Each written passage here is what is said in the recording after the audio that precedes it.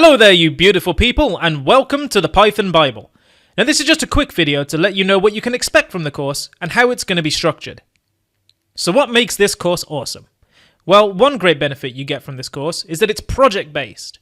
Instead of listening to me ramble on forever, you're going to be actually applying your newfound skills to cool projects that you can show your friends. You'll build a total of 10 fun projects in this course, and there'll also be quizzes and coding challenges scattered about to make sure you're getting frequent feedback on how you're progressing. We're going to start off by getting you all set up with Python, whether you're using Windows, Mac or Linux, so you can follow along with all the programming goodness. You'll also be introduced to idle, the main interface we'll be using to program in Python throughout the rest of the course. Once you're all set up and running, we're going to move on to variables. Now variables are like little boxes in your programs that you use to store data. You find them everywhere in programming, and they are absolutely key to doing, well, anything. So that makes them a pretty good place to start.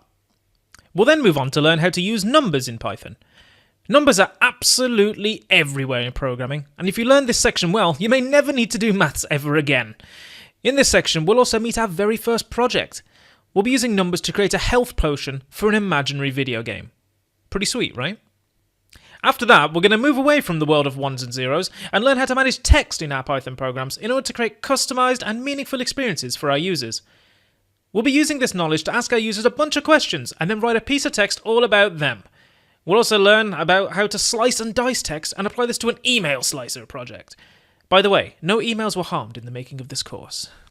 By this point, we should have the basics of programming down, but if I know you, you're going to want to take your abilities to the next level.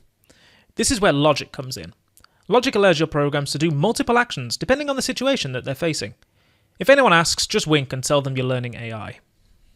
Now after that, we will make our programs more sophisticated and learn about how to use Python's awesome data structures to help us deal with large amounts of data.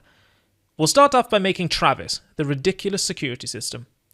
Travis will have a bunch of known users, and if he detects an intruder, he will tell them to stop, and then ask them if they'd like to come in. We'll also be making a cinema simulator that has a bunch of films with their age ratings and number of tickets still available.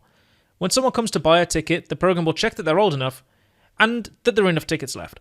And if they are, then they'll let them buy the film. Now we're talking, right? Then we're going to learn all about loops. Let's face it, some things are just repetitive, but that doesn't mean you have to do them. In this section, you'll learn how to use loops to make computers do stuff over and over and over again, but by only typing it once. For the projects in this section, we're going to use loops to simulate an annoying conversation with a 3-year-old child, and also to make a translator that will convert any sentence into Pig Latin, a funny language meant to confuse and amuse. After that, we're going to learn about creating functions in Python. Functions are ridiculously useful, and we're going to use them to create a game of tic-tac-toe, or 3 in a row, or XO, or whatever you want to call it. You've definitely played it. Then finally, we're going to learn about object-oriented programming, or OOP, in Python. You'll learn all about classes and objects, and use this information to create a set of coins and even your own bank. Now if that all sounds like fun, then I won't keep you waiting any longer.